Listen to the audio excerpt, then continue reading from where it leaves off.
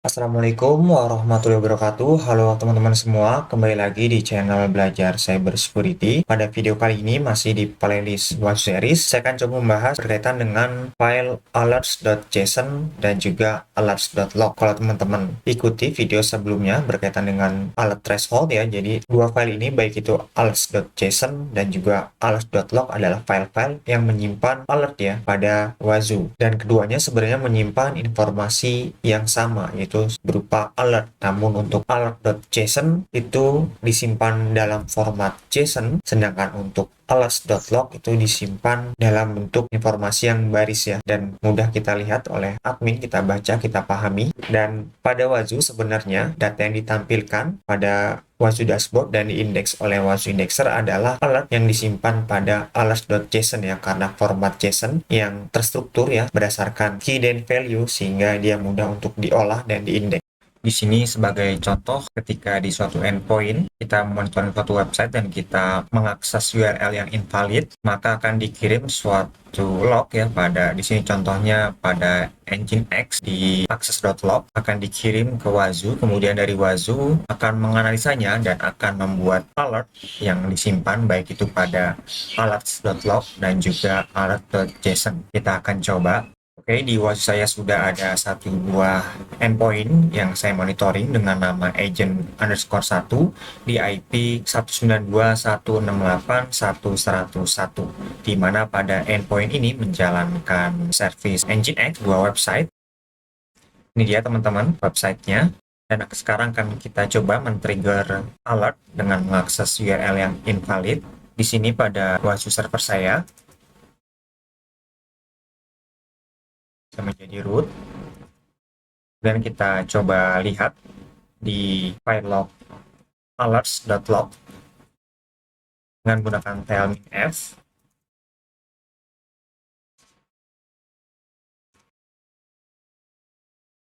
Di sini saya akan akses URL yang invalid, semisal di sini invalid.html, di sini not found, dan teman-teman bisa lihat di sini secara langsung bahwa saya akan tergenerate alert. Teman-teman bisa dilihat di sini setiap alert yang disimpan pada alerts.log dipisahkan dengan baris kosong di sini. Jadi sebuah alert terdiri dari beberapa baris yang setiap barisnya mengandung informasi terkait alert tersebut.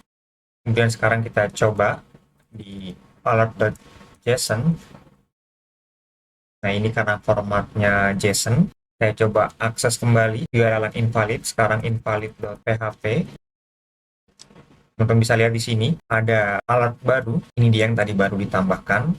Kemudian sebenarnya apa fungsi dari alerts.log? Jadi ada dua hal yang bisa kita lakukan dengan memanfaatkan alerts.log. Yang pertama di sini lebih mudah untuk dibaca manual. Jadi log dalam format teks lebih mudah dibaca oleh manusia secara langsung sehingga membantu tim yang perlu melakukan audit atau inspeksi manual pada log. Jadi tadi teman-teman sudah lihat dibandingkan dengan format JSON seperti ini, yang memang ini diperuntukkan untuk membacanya menggunakan tools eksternal, semisal Wazoo Dashboard atau mungkin tools lain seperti Elasticsearch ataupun OpenSearch. Ketika kita membaca dari alerts.log seperti ini sangat mudah untuk kita pahami secara langsung. Bisa dilihat di sini, setiap alertnya dipisahkan dengan baris kosong sehingga kita memudahkan untuk membacanya. Kemudian di sini alertnya, di sini juga ada rule dengan levelnya 5, jadi cara langsung kita bisa memahami alert tersebut dibandingkan kita membacanya dari alert.json. Dan yang kedua, di sini kita bisa mudah untuk melakukan analisa pada alerts.log menggunakan tools yang sederhana, semisal langsung menggunakan command line pada Linux seperti menggunakan grep, awk, dan sit. Sebagai contoh di sini, semisal di sini kita akan menampilkan baris dengan keyword level 5, kita bisa menggunakan perintah berikut. Nah, teman-teman bisa lihat di sini, jadi di alerts.log terdapat dua baris yang mengandung level 5, atau bisa diartikan bahwasanya terdapat dua alert dengan level 5. Atau kita juga bisa menghitung jumlahnya dengan menambahkan komen wc min_l di sini. Nah, kita berhasil mengetahui bahwasanya terdapat dua buah alert dengan level 5, yaitu 2. Atau di sini karena kita tahu bahwasanya tiap alert pada file alerts.log dipisahkan dengan baris kosong, dan ketika kita ingin melihat sebuah alert secara utuh ya informasinya, kita bisa menggunakan komen ini. menggunakan AWK. Ini contoh saja teman-teman. Contoh di sini keyword yang akan kita cari, misal level 5, kita bisa enter. Nah, ini teman-teman, muncul dua alert ya.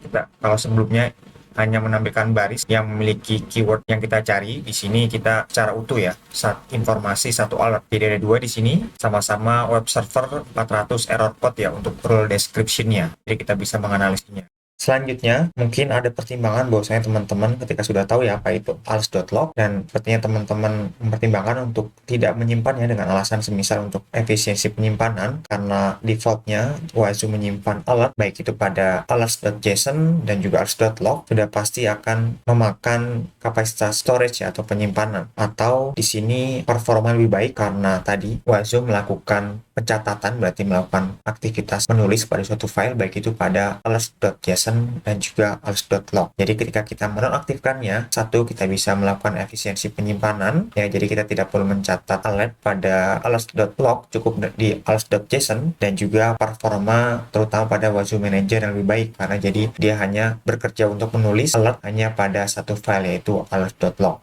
Dan untuk menonaktifkan alerts.log, teman-teman bisa konfigurasi di konfigurasi Wazoo Manager di osec.conf di tag alerts_log ya. Jadi tinggal teman-teman ubah nilainya dari yes menjadi no. Kita akan coba untuk menonaktifkannya. Di sini di Wazoo Server, kita ke file konfigurasi dari Wazoo Manager. Kita bisa lihat di sini teman-teman di alerts_log ya. Di sini defaultnya yes. Jadi dua konfigurasi inilah yang mengaktifkan pencatatan alert pada alerts.json dan juga alerts.log. Kita akan nonaktifkan khusus untuk alerts.log. Kita ubah dari yes menjadi no, kemudian kita save. Kita perlu merestart Wazoo Manager-nya. Oke, sudah. Kita coba cek di Wazoo.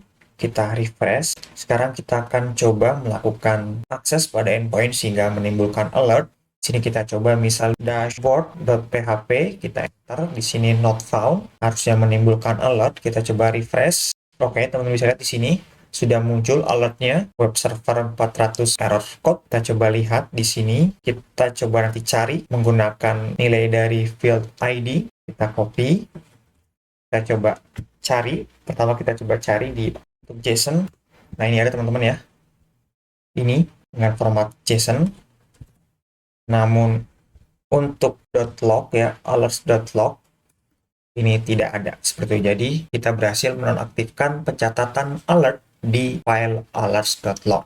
Oke teman-teman, mungkin sekian video kali ini terkait penjelasan pencatatan alert pada file alerts.json dan juga alerts.log. Semoga bermanfaat. Sampai jumpa di video berikutnya. Wassalamualaikum warahmatullahi wabarakatuh.